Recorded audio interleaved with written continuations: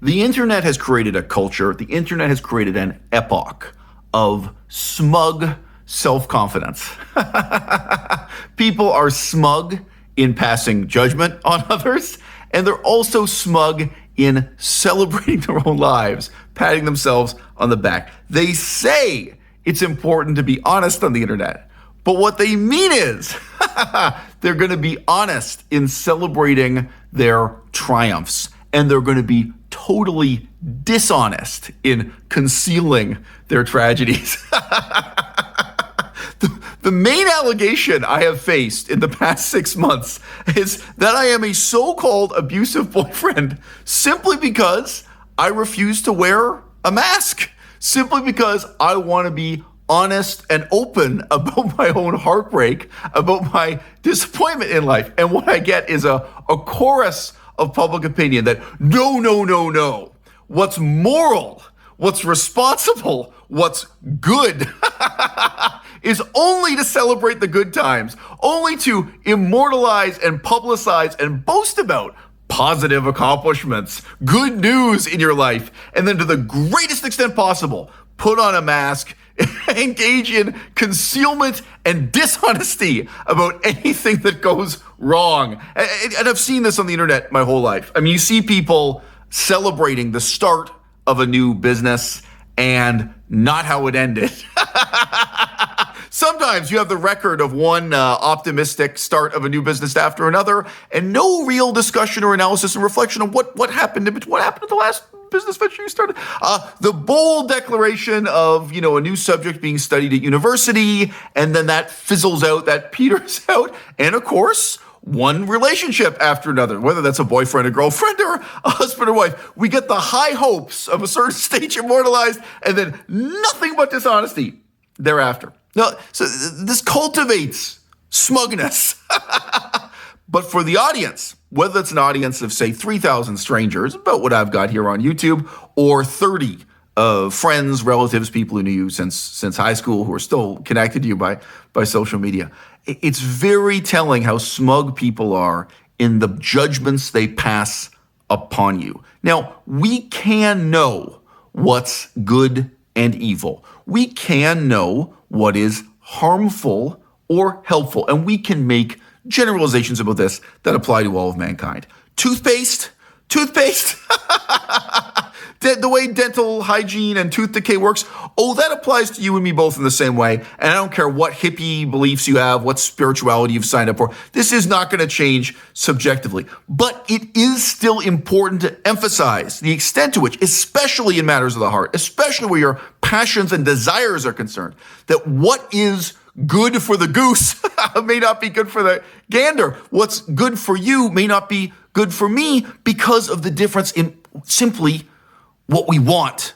That, you can't really write into me and tell me that I am better off without Melissa, that I am better off breaking up with Melissa, that I'm better off never talking to her again, however you want to put it. And believe me, people have written and said, you can't really say that without knowing what it is I want out of life, out of a relationship. And what it is I want today is, interestingly, so drastically different from what I wanted just 5 years ago. Okay? Put that aside. People are smug in passing this kind of judgment. And I do not feel flattered when people write into me saying, oh, dude, you're too good for her. I get those messages, especially from women who are trying to sleep with me right here and now. But yeah, I get them from men too. Oh, dude, you're too good for her. You were always too good for her. Oh, dude, you're better off without her. I am not flattered. And I am not insulted, and I do not feel denigrated when instead I get messages of the other kind. People writing in, letting me know that Melissa was always too good for me, that Melissa is better off without me, all right? Instead, what I discern and what I want to draw your attention to in this video is the fundamental smugness and the error it's predicated upon. There's an error in reasoning here. I once heard an interview with an Olympic athlete, and she had some number of gold medals, bronze medals, what have you. She had a distinguished career as an Olympic athlete. She says she looks back at that now and she looks at the medals on her wall with nothing but regret, Because what matters to her in life most of all was her role as a mother. And she had at least one miscarriage. She had at least one deformed child, a child that grew up to adulthood with this physical deformity, all because of her use of steroids. It's the greatest regret of her life. She wished she'd never been an athlete, never used steroids at all, so on and so forth. Okay, seems like we're all ready to judge good and evil and to turn around and make recommendations to other people on that basis, to tell your own brother, sister, wife, granddaughter, steroids are bad and evil and wrong. But, a few months ago, I heard a YouTube video from a guy who has some experience under this heading saying, look, it's not so easy to come to that conclusion. He said, yes, the women who use these steroids, they have a deeper voice for the rest of life. But what if that's not what they care about? Yes, they have more body hair for the rest of their lives. They're going to shave that body hair. But if you meet these women and you know these women, you will know many of them, not all, many of them will say that the decision to start using steroids was the greatest decision of their lives. That they look back at their life, they look at how their life was before they were on steroids, then they look at all the opportunities that opened up for them afterwards, that they managed to become a successful athlete, a successful model, a combination of the two, that what they wanted was to have this kind of body and do this kind of sport or whatever it was, whether that was primarily a sexual fantasy on their part or, that this is the life they wanted, and they are so glad. They're so glad they made that decision. They're so glad they made that sacrifice.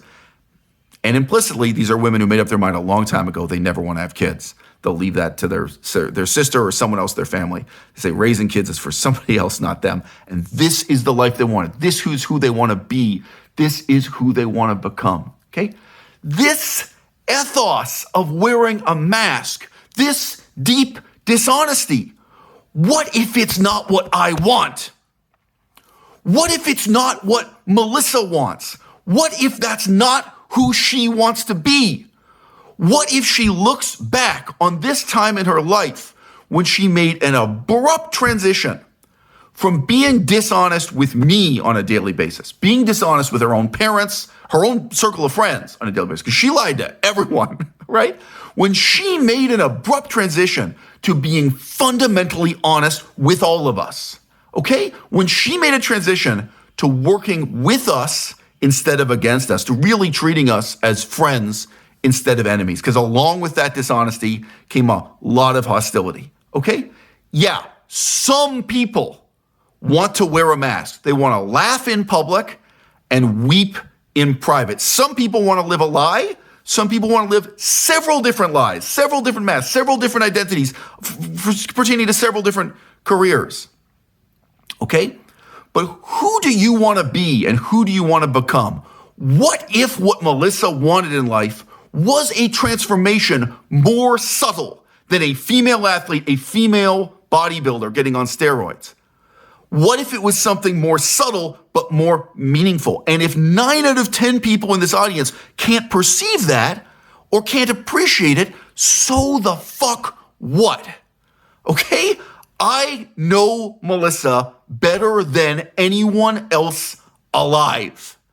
And anyone in this audience who is stupid enough to think I made these videos to punish Melissa or hurt Melissa, okay? Guess what? You are just not on an intellectual level or ethical level sufficient to figure out what's going on here and why. Now look, again, I get messages from all kinds of people, and some of them are people who knew and understood who I was 10 years ago, but they don't know and understand the man that I am today. And I get it. There are people in this audience who say, look, man, you could have had a PhD, you could have been a professor. True. I don't want that.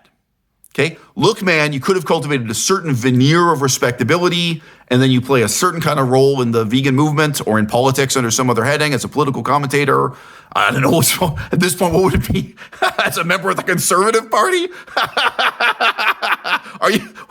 Bernie Sanders won't have me. There are people who say, look, man, you had this potential, or you could have done this in Cambodia or this in Myanmar. That is all true, but you are thinking of the person I was 10 years ago, not the man I am today. I had a conversation with someone who's been a fan of my channel for many, many years, maybe 8 years, maybe 7 years, I don't know. Someone who's seen like more than 2,000 videos on this channel. And yes, she's a beautiful woman. And no, we've never met, we've never slept together, but that was on her mind. And she said, look, we have this, and this together. She also has a background in stand-up comedy and a lot of things that, anyway, a lot of things that would at least make a first dinner date or something rewarding. And she says, but you got to know, she is currently working as a stripper, okay? So I didn't know that about her, I don't know, just a couple months ago. I found that out when I first started talking to her again after the public breakup with Melissa. And she said, look, aren't you someone who tries to really carefully control your public image? I don't know how she got that idea. And I absolutely laughed in response. I said, what, are you joking? I said, look, if I got involved with someone who was a stripper, I would openly tell my own mother, oh yeah, there's this woman, and we've known each other on the internet for so many years, like not real well, but we just kind of knew each other at distance. And, I knew she was involved in stand-up comedy and live theater and, zero budget filmmaking like myself, but I only found out a couple weeks ago, she's also a stripper. And now I'm more interested, which is the truth. There were various reasons why I respect that. And I didn't know at that stage of the conversation, I asked her, I didn't know if she did hardcore porn on the internet too, like a lot do, hashtag not all strippers. But again, none of that scares me. None of that intimidates me. And if anything, it makes me think this is someone who was kind of courageous and honest and willing to live the kind of life I already am living. This is someone like, again, even if I'm going back to doing more YouTube videos about Aristotle, the average person with a PhD in ancient Greek and Latin is really not going to get along with me. You know what I mean? Oh, okay. I'm interested. This is the person I am today. This is the life I'm living, and this is how I relate to other people. Totally at random, a porn star who is also a YouTuber got in touch with me through a dating app. So yes, she's a very good-looking woman. I won't say who it is. A very, very beautiful face and body, and I think she's been doing porn for like 10 years. So I remembered her from like 10 years ago. Oh yeah, I haven't seen a bit. I even asked her, I was like, are you still doing hardcore porn? Are you now just doing softcore? Obviously I was surprised to get, oh, okay, all right, interesting. No, this is a woman, the porn, there's no way, I mean, just her level of intelligence is too low. She is really not someone I could even have coffee with. But I wonder if she's someone I could collaborate with on a YouTube video or something, or we could talk this way. Okay, I got to tell you something. The people I meet face to face in stand-up comedy are worse, not better. The people I've met through vegan activism, the people I've met through academia, are worse, not better. And why? Because all those people I met in all those walks of life, including the people doing humanitarian work in third world countries, okay, all of those people wear the mask. Okay? Why? Why take the mask off? Why live in this radically disruptive, honest way? I've said before, what I do here on YouTube is not pornography, right? I'm not catering to a fantasy. I'm not trying to turn anyone on. So why is it so important to me? The kind of courage, whether it's to get on stage doing stand-up comedy or to get on camera or get on stage to dance as a stripper, okay? How are you going to make progress in your life? And how is our society as a whole going to make progress when you scale it up, okay? Not by living a lie, not through selective honesty combined with selective amnesia, okay? Think about the kind of contempt I have for all the men and women I knew who clung to excuses made for Joseph Stalin through their whole career in academia. No, most of them, like many decades ago, they made up a certain set of, I knew those people at Cambridge University, England, knew those people at universities in Canada, okay? Think about the kind of contempt I have for professors who made up excuses for anarchism. They committed to one school of, and they just clung to it for all those decades. And guys, I'd have to go on at length to describe the similar ideological delusions that exist within Buddhist academia. They're just harder to summarize in one word than communism, anarchism, okay? Most people get so deeply committed to living a lie, to wearing a mask of this kind, whether it is, in support of an ideology or an idea of themselves, that after a certain point, they don't know the difference between the lie and a truth. Okay? I have so much respect for what Melissa did in coming here on YouTube and for the first time parting ways with this kind of jumble of lies. All right? That she'd been involved with for at least 4 years. Okay? How exactly you put the timeline to it.